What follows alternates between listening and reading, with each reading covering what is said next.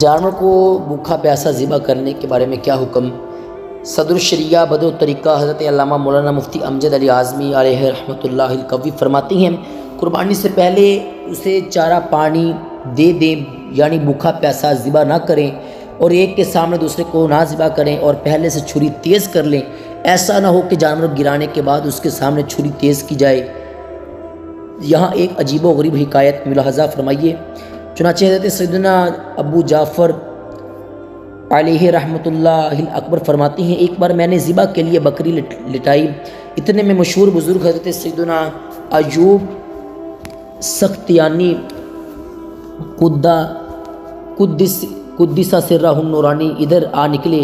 میں نے چھری زمین پر ڈال دی اور گفتگو میں مشغول ہوا۔ دریں عصا بکری نے دیوار کی جڑ میں اپنے کھروں سے ایک گڑھا کھودا اور اپنے پاؤں سے چھری اس میں دھکیل دی اور اس پر مٹی ڈال دی۔ حضرت سیدنا ابو ایوب سختیانی قدس سرہ النورانی فرمانے لگے، ارے دیکھو تو صحیح بکری نے یہ کیا کیا۔ یہ دیکھ کر میں نے پختہ عزم کر لیا کہ اب کبھی بھی کسی جانور کو اپنے ہاتھ سے ذبح نہیں کروں گا۔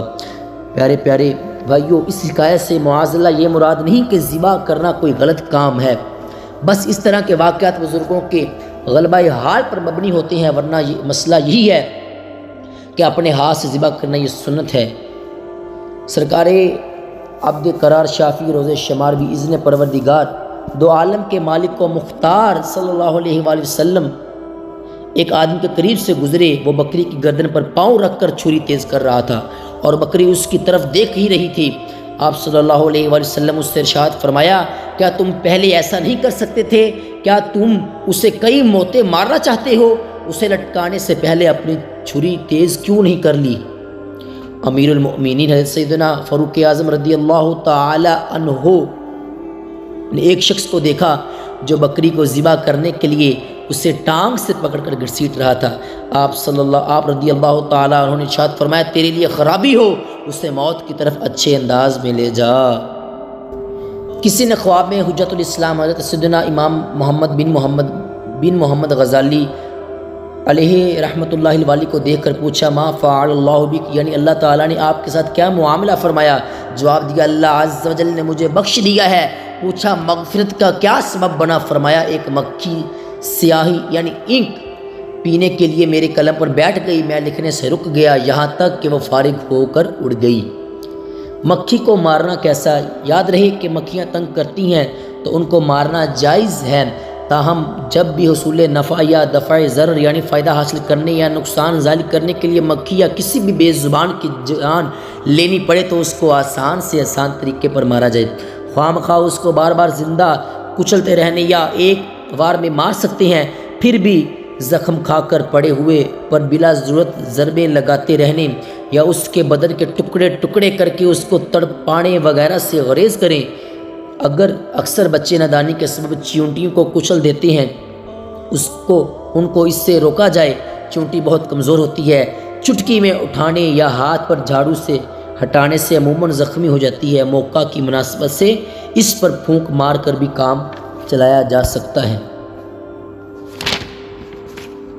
کسی نے اپنی قربانی کی کھال بیچ کر رقم حاصل کر لی، اب وہ مسجد میں دے سکتا ہے یا نہیں؟ یہاں نیت کا اعتبار ہے۔ اگر اپنی قربانی کی کھال اپنی ذات کے لیے رقم کے عوض بیچی تو یوں بیچنا بھی ناجائز ہے، اور یہ رقم اس شخص کے حق میں مال خبیث ہے اور اس کا صدقہ کرنا واجب ہے، لہٰذا کسی شرعی فقیر کو دے دے اور توبہ بھی کرے۔ اور اگر کسی کار خیر کے لیے مثلا مسجد میں دینے ہی کی نیت ہے سے بیچی تو بیچنا بھی جائز ہے، اور اب مسجد میں دینے میں کوئی حرج بھی نہیں۔ ذبح کے وقت جو خون نکلتا ہے اس کو دم مسفوح کہتے ہیں، یہ ناپاک ہوتا ہے، اس کا کھانا حرام ہے۔ بعد ذبح جو خون گوشت میں رہ جاتا ہے، مثلا گردن کے کٹے ہوئے حصے پر، دل کے اندر کلیجی اور تلی میں اور گوشت کے اندر کی چھوٹی چھوٹی رگوں میں، یہ اگرچہ ناپاک نہیں مگر اس خون کا بھی کھانا ممنوع ہے، لہٰذا پکانے سے پہلے صفائی کر لیجئے۔ گوشت بھی کئی جگہ چھوٹی چھوٹی رگوں میں خون ہوتا ہے، ان کی نگہداشت کافی مشکل ہے۔ پکنے کے بعد وہ رگیں کالی ڈوری کی طرح ہو جاتی ہیں، خاص کر بھیجے سری پائے اور مرغی کی ران اور پر کے گوشت وغیرہ میں۔ बारीक काली डोरें देखी जाती हैं। खाने वक्त इनको निकाल दिया करें। मुर्गी का दिल भी साबित ना पकाइए, लंबाई में 4 चीरे करके इसका खून पहले अच्छी तरह साफ कर लें। हराम मग्ज़ ये सफ़ेद डोरे की तरह होते हैं जो कि बेजे से शुरू होकर गर्दन के अंदर से गुजरता हुआ पूरी रीढ़ की हड्डी में आखिर तक जाते हैं। हमारे कसाब गर्दन और रीढ़ की हड्डी के पीछे से 2 पर काले यानी 2 टुकड़े करके हराम मग्ज़ निकाल कर फेंक देते हैं, मगर बारहा बेहतियाती की वजह से थोड़ा बहुत रह जाता है और सालन या बिरयानी वगैरह में पक भी जाता है। चुनाचे गर्दन, चाँप और कमर का गोश्त धोते वक्त हराम मग्ज़ तलाश करके निकाल दिया करें। ये मुर्गी और दीगर परिंदों की गर्दन और रीढ़ की हड्डी में भी होता है। पकाने से कबल उसको निकालना बहुत मुश्किल है, लिहाजा खाते वक्त निकाल देना चाहिए। और कुर्बानी के जानवर को भी ज़िबा करते वक्त कसाब से ये भी कह दिया जाए कि इसका हराम मग्ज़ निकाल दिया जाए। गर्दन